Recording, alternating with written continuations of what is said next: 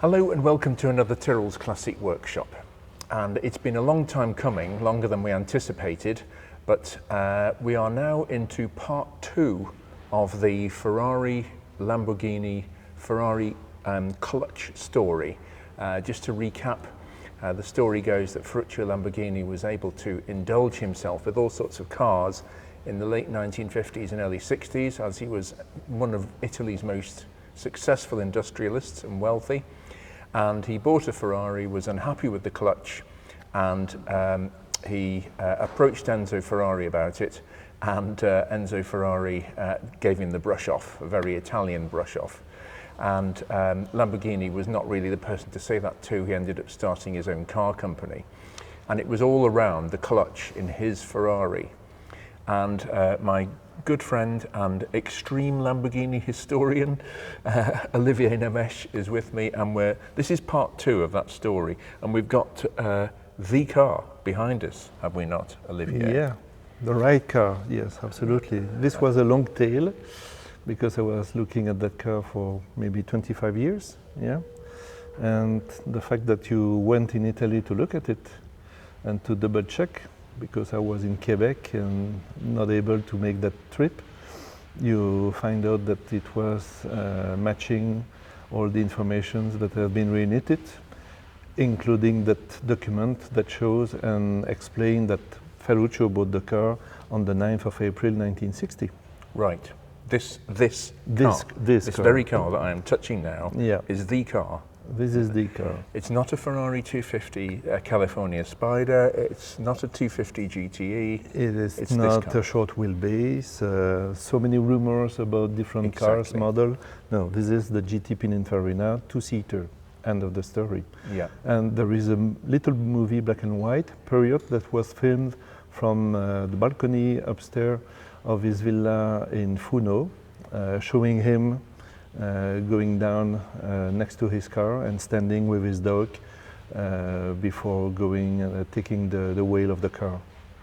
Yeah, and that was this car. This was this car again, yeah.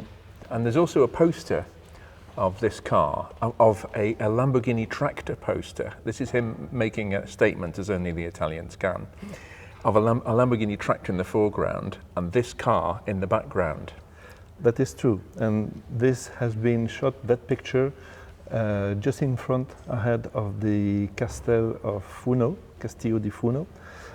We went last week to that place in order to shoot our own pictures of the castle without anything in front of it, because the aim is to recreate somewhere the tractor and the car sitting on the backside. Absolutely.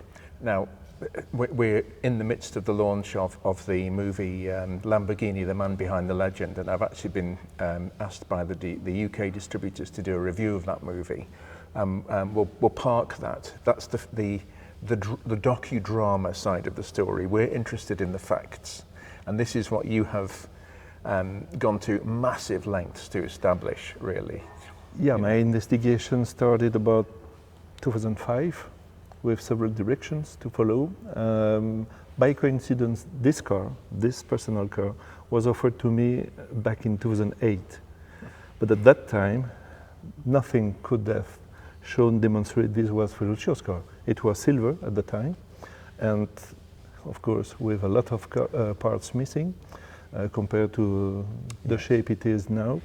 And okay, it didn't catch my attention. And later on, so about 2 years ago now, the car popped up again through one of my investigations, and there was a document, DEPRA, Pubblico Automobile Registro. That document in Italian is the main asset demonstrating this car was Ferruccio's car, because we have the date he bought it and we have the date he sold it. So he kept the car for 10 years. Last week, I was speaking with Gianpaolo Dall'Ara, and he told me that Ferruccio never came during his stay at the factory in Santa Cata. Ferruccio never came and showed off with that Ferrari. He knew that the car was belonging to Ferruccio. Really? He knew that Ferruccio had a Ferrari, but he never saw his car. And Gianpaolo Dall'Ara was managing the factory and the head of research and development. So It could have been much more familiar to have seen Ferruccio driving the car, but it never happened. Well, of course, what we did in the first video was look at the clutch, and this has been quite hard work, actually, hasn't it? It's been a lot of various people left comments on the first video about, oh, you know, surely the technical information is available for Lamborghini tractors. Let me tell you, nobody was interested in Lamborghini tractors, historic tractors, until maybe 5 or 10 years ago. All of a sudden people want one in their collection, and quite right too, because they're lovely bits of history. But there's no record keeping or no data. I've been in touch with Fichtel and Sachs, who've been extremely helpful at the historic department of the clutch manufacturers that made the clutch for the Ferrari 250 GT. But you've also done your own detective work, haven't you? Yes, I have, and unfortunately there is not only one specialist in Lamborghini tractors or restoration shop devoted to the restoration with the documents. Yeah. I know a large collection in Germany who is restoring massively the tractors. Unfortunately, it doesn't have such details, technical information. Yeah. So looking around for years or so, you can buy time to time a little book on eBay, for instance, or Subito in Italy. And when I collect these books, there is no information technically about the clutch. Nothing, no size, no explanation, description, no data sheet, until it happened recently in Italy. Exactly. Exactly. Hello. Yes. Well, this is how the story goes, that the clutches were the same, essentially. So Ferruccio took a clutch from his tractor stockpile and put it in this car and said to Enzo Ferrari, my clutch, let me recommend to you how good my tractor clutches are. And Enzo Ferrari said, you carry on making tractors, I'll carry on making sports cars, or words to that effect. There is several versions on how it happened. I collect from several people who were close to Ferruccio who gave me different stories. So I'm not able today to say this is the real one. Exactly, okay? yeah. So this is part of the myth. Where we have now an absolute position has an historical point of view and analysis is the conclusion the part was existing. It's not a clutch from the Ferrari that has been modified with the material for the friction from the tractor activity. It is a part which was in a box and has been fitted to the car. Right. So, and this is brand new because I discovered and met somebody in Italy, in Fiera di Padova, 1 week ago, and that person just remembered that there is a file, and I bring you a copy of the document. Yeah. That document is showing the friction, and we said in French, l'éclaté. I don't know how you spell this in English. The spreadsheet showing all the parts. Okay, exploded view. Exploded view, okay. Yeah. And in that part, we see that we have a single clutch. Exactly. When we analyze the books, which is in Italian, but on my site, I have made the translation in French for my own use. Okay, so this is two Lamborghini tractor books which are commercially available. Yes. Yep.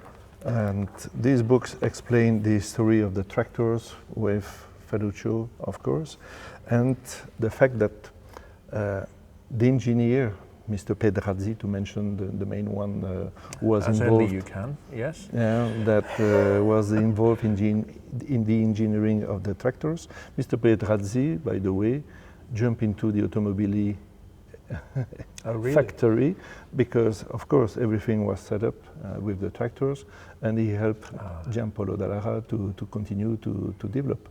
So Bivini and Pedrazzi, there were so many actors in the shade, of course, of the major one, which was Dallara and Paolo Stanzani after. Yes. But let's come back to the tractors. When we look at the production, we have the model 3352R, which use a single clutch. Okay, That was in 1960. And then we have another one, which is the 2R. We start in 61 with a single clutch. Option was a dual clutch, but 2 years after, in 63, the production was only dual clutch. So it reduced, because we are looking for a single clutch, it reduced the gap of our investigations. You did in your previous video with the tractor, the dismantling of the gearbox onto tractors, yes. Yours and mine, my yes. 1R and your 4R, and we have different sizes. Yes, well the 1R had, just to recap, the 1R had an 8-inch clutch, 200 millimeters, and the 4R had a 10-inch clutch, 250 millimeters, or thereabouts, 250.5, I think. Yeah, and with the absence of a technical review with the diameter of all the tractors model, it was impossible for us to discover which model would fit the Ferrari clutch, which has 22.5 centimeter, which in inch means 9 inch. 9 inch. And here is the offending item. This is it's actually Fichtel and Sachs. It's got Sachs written on it. This is a clutch out of a Ferrari 250 GT that we have had in for work.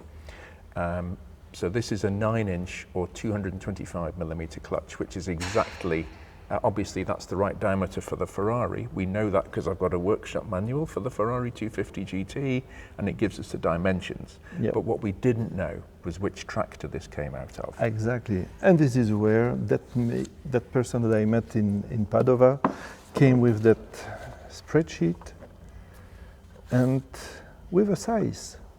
And we have a size now with 22.5 centimeter. 225 millimeters. Exactly. 9 inches. For a friction clutch for Lamborghini model, which is matching the 2R early model. So only 500 units have been built and fitted with that clutch. And this was around 1959, 1960, wasn't it? 1961. 1961. For the 2R.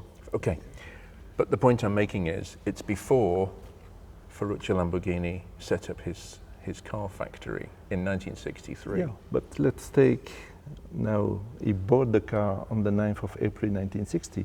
He drove the car for sure for a year, facing these troubles with his clutch, then complaining to Ferrari, and in 1961, because they had a new model, asked to see which model clutch could fit in his car, and they found a stock one because it was a new model. Exactly. So, but all clutch manufacturers were interested in doing was providing a clutch that was suitable for the purpose, fit for purpose.